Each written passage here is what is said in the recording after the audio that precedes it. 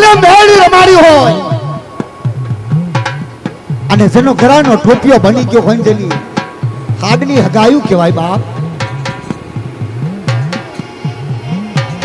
અને મેળી તો રહીને બાપ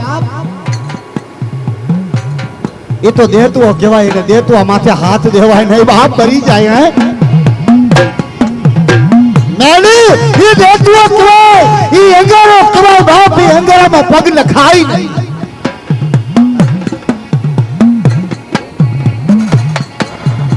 દેવી અગ્નિ કહેવાય રે રે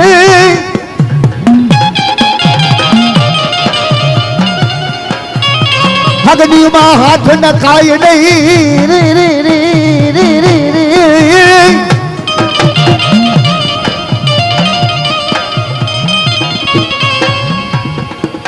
એ હરકતી હકરું દવાય તેના કળમાં મેલડી બેઠી હોય.